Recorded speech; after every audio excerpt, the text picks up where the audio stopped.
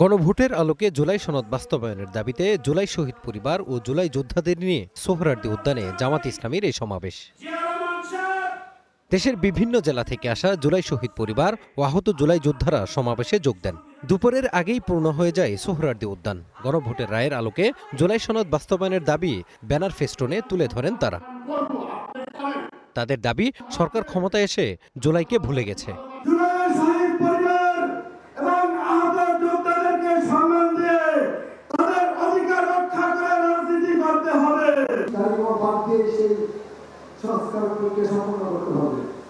সমাবেশে বক্তারা অভিযোগ করেন, নির্বাচনের পর দীর্ঘ সময় পেরিয়ে গেলেও গণভোটের রায় বাস্তবায়নে নেই কোনো অগ্রগতি।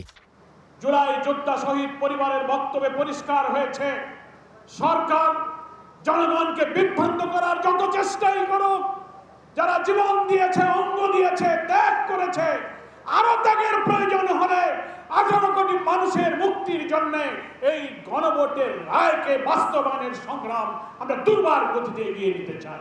এভাবেই যদি আপনাদের চলতে থাকে, জনগণকে দেখান আপনি জিয়া সাহেবের ছেলে, বেগম জিয়ার ছেলে, আপনি দেশকে শাসন করতে জানেন। সমাবেশে বিরোধী দলীয় চিফ হুইপ দাবি করেন, ক্ষমতার মাত্র 2 মাসেই সরকার তার জনপ্রিয়তা হারিয়েছে।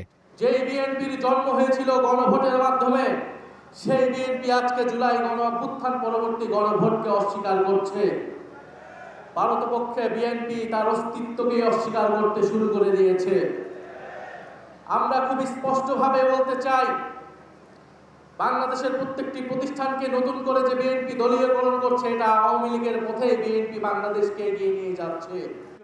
সরকারকে হুঁশিয়ারি করে বিরোধী দলীয় নেতা বলেন, শত চেষ্টা করেও বিএনপি আওয়ামী লীগ হতে পারবে না। জনগণের বিপক্ষে গেলে জুলাই প্রতি বছর ফিরে আসবে। জনগণের রায়ের প্রতি সম্মান দেখান, 70% মানুষের রায় মেনে নিন, গণভোটের রায় বাস্তবায়ন।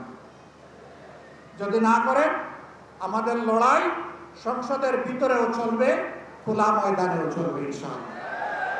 এবং আল্লাহর পর ভরসা করে বলতে পারি, এই লড়াইয়ে জনগণের বিজয় হবে ইনশাআল্লাহ। দেশের বিভিন্ন শিক্ষা প্রতিষ্ঠানে সাম্প্রতিক অস্থিরতারও সমালোচনা করেন শফিকুর রহমান।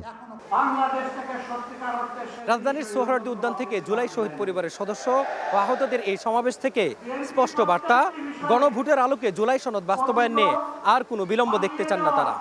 একই সঙ্গে বিরোধী দল ও 11 দলীয় ঐক্যজোটের নতুন করে আন্দোলনের হুঁশিয়ারি, গণভোটের আলোকে যে আন্দোলন তৈরি হবে সেটি রাজনৈতিক অঙ্গনে উত্তাপ ছড়ায় কিনা সেই আশঙ্কাও রাজনৈতিক বিশ্লেষকদের।